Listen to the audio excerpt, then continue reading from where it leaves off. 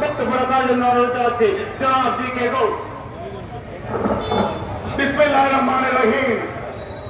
বক্তব্য দেওয়ার কথা ছিল আমাদের বিএনপির চেয়ারপারসনের উপদেষ্টা মন্ডলীর মধ্যে সদস্য জনাব ডক্টর মোহাম্মদ চৌধুরী সাহেব বক্তব্য দিলেন না, ওনাকে আমরা অসংখ্য ধন্যবাদ জানাচ্ছি।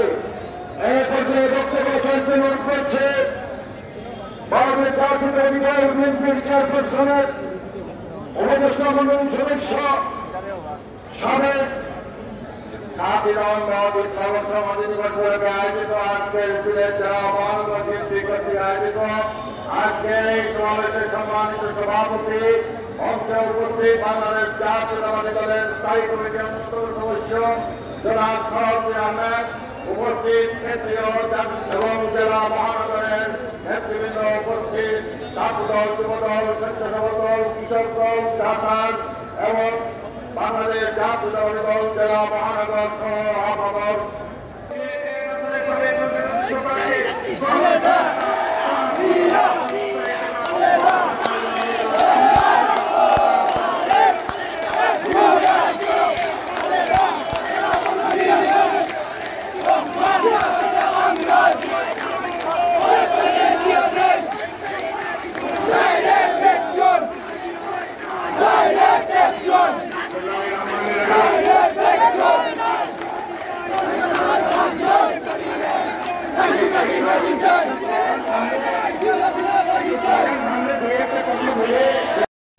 আজকে আপনাদের বক্তব্যের সময়টুকু আজকের সময়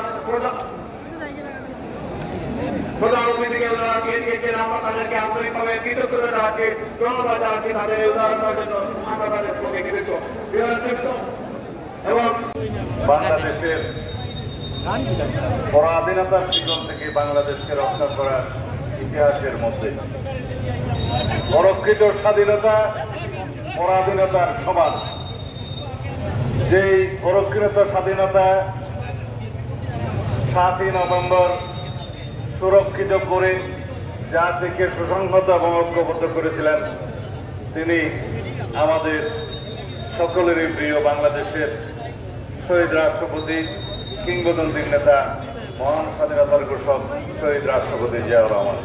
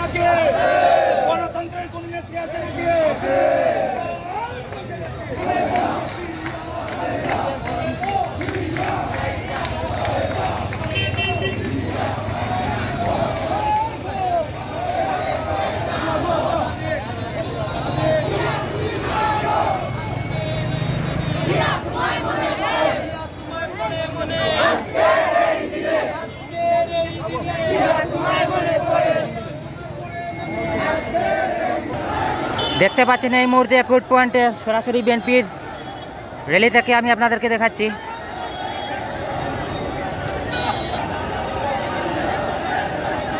দেখেন পাখির চোখে, আপনারা দেখেন আজকের বিএনপির সমাবেশটি পাখির চোখে আপনাদেরকে দেখাচ্ছি।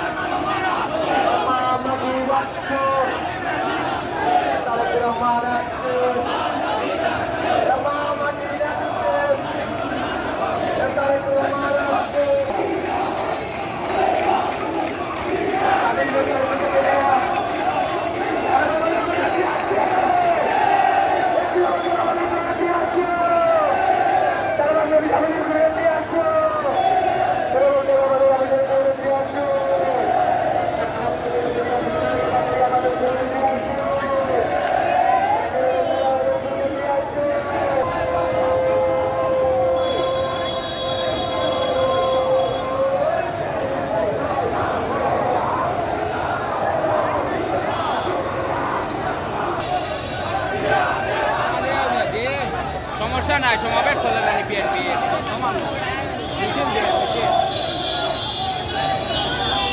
হয়, ঠিক আছে ঠিক আছে।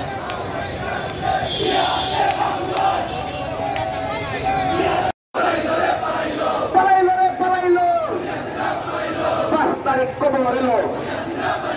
খুনি হাসিনা পালিয়ে গেল।